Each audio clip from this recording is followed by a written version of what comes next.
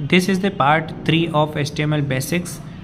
और लास्ट की जो शॉर्ट थी उसमें हमने देखा था ये एलाई वाला पार्ट, लिस्ट वाला पार्ट। इसको फिर से समझ लेते हैं क्या है।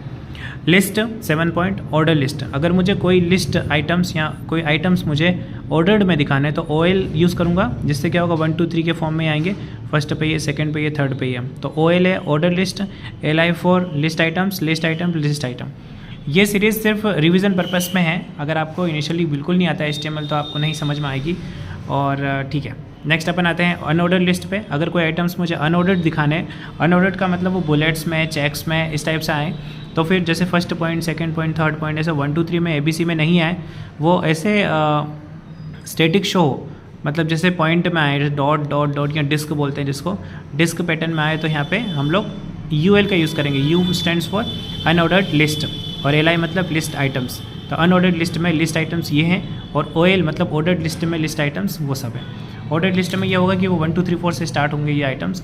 जैसे फर्स्ट 1 पॉइंट HTML ऐसा आएगा, 2 पॉइंट CSS ऐसा आएगा, इस टाइप से आएंगे। नेक्स्ट हम लोग देखते हैं HTML फॉर्म। फॉर्म बहुत इंपॉर्टेंट है। किसी भी HTML पेज में फॉर्म्स की काफ़ी ज़रूरत होती है, वेबसाइट्स में फॉर्म्स रहते ही हैं। तो फॉर्म एलिमेंट ओपन करने के बाद इसमें हम लोग और अंदर लिखेंगे, जैसे नेम लिखा मैंने एक टेक्स्ट, और उसके बाद मैंने लिखा इनपुट टाइप टेक्स्ट।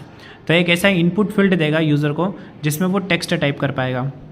BR लगाया मैंने लाइन ब्रेक्स करने के लिए, तो नीचे एक लाइन छोड़कर पहले तो नई लाइन में शिफ्ट होगा और फिर एक लाइन ब्लैंक छोड़ेगा और फिर ईमेल शो होगा, and then input type email, फिर नई लाइन में स्विच करेंगे और एक लाइन फिर छोड़ेगा BR, फिर input type submit. Input type email मतलब इसमें यूज़र इनपुट ईमेल ही डाल पाएगा, और इनपुट टाइप सबमिट मतलब ये एक बटन बनेगी जिससे इस फॉर्म को सबमिट किया जा सकेगा। तो ये सब चीज़ें हैं जो कि देखा। नेक्स्ट अपन आते हैं HTML कमेंट्स पर।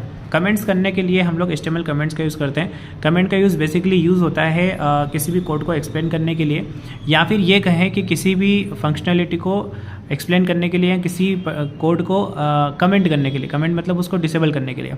हम किसी कोड को भी डिसेबल कर सकते हैं यूजिंग द कमेंट्स। कमेंट करने का तरीका ये है, इस कोड को या फिर कमेंट के अंदर जो भी कोड है या जो भी टेक्स्ट या कोड या कुछ भी है उसको ब्राउज़र रीड नहीं करता है, यही हमारा HTML कमेंट होता है। इसमें सिंगल लाइन मल्टी लाइन वाला कोई काम नहीं है, यही सिंगल है, यही मल्टी लाइन है।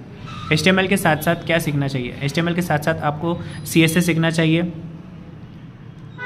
जावास्क्रिप्ट सीखना चाहिए जो कि लॉजिक और इंस्ट्रक्शंस के लिए ज़रूरी है, फिर PHP या MySQL सीखना चाहिए बैकएंड के लिए। ये आप ऑलरेडी सीखना चाहते हो तो आपको सीखना पड़ेगा। अब HTML बिगिनर्स के लिए मतलब आपको ये सब सीखना ही पड़ेगा, तभी आप HTML के फॉर्म्स को बना सकते हो। बिगिनर्स के लिए प्रैक्टिस टास्क यहाँ पे दे रखा है। एक सिंपल सा अबाउट मी पेज बनाओ, एक कॉन्टैक्ट फॉर्म डिज़ाइन करो, उसमें इमेज और लिंक वाला एक पेज बनाओ। Thank you.